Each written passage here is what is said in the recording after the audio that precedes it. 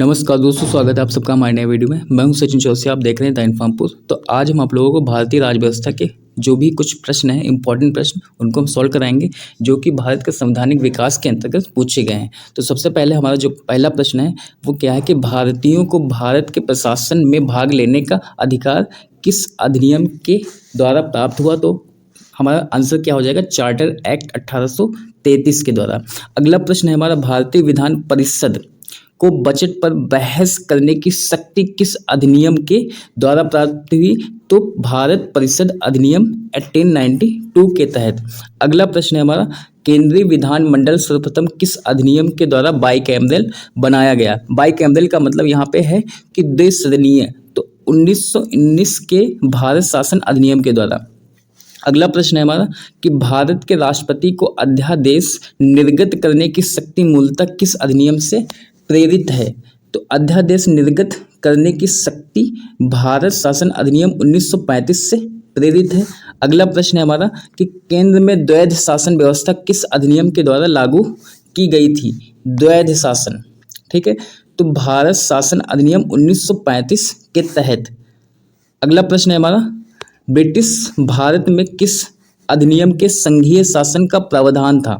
तो भारत शासन अधिनियम 1935।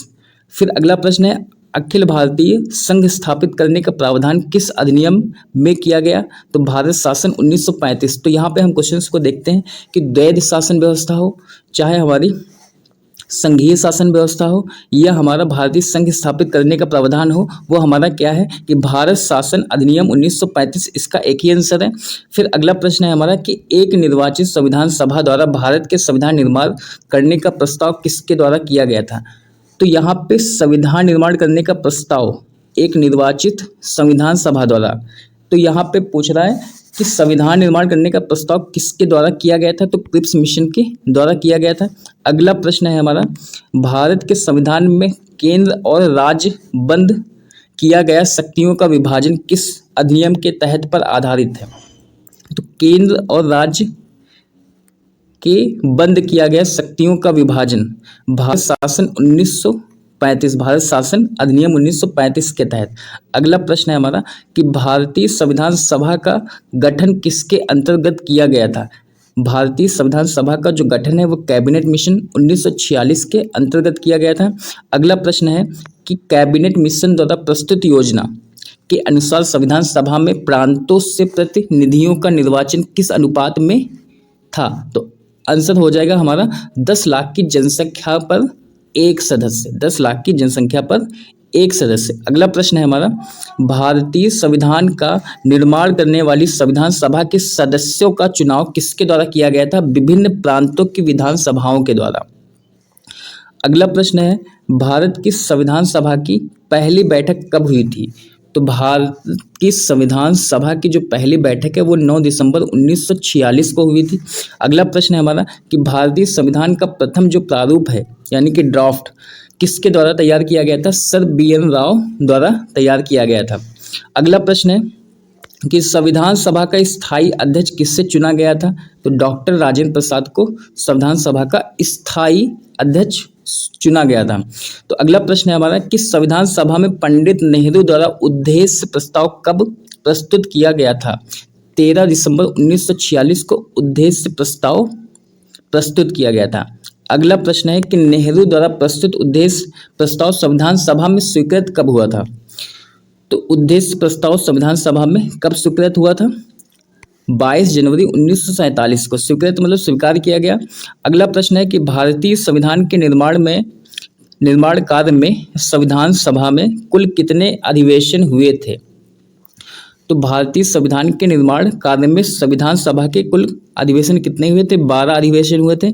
अगला प्रश्न है हमारा, भारतीय संविधान के निर्माण में संविधान सभा को कितना समय लगता है? तो 2 वर्ष 11 महीने 18 दिन समय लगता है।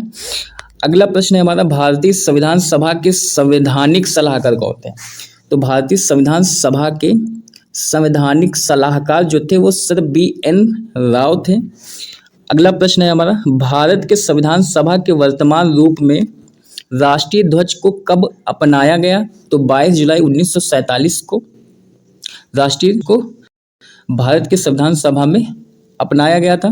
तो संविधान सभा की प्रथम बैठक की अध्यक्षता किस अस्थायी अध्यक्ष ने की थी? तो इसका आंसर हो जाएगा डॉक्टर सच्चिदानंद सिन्हा।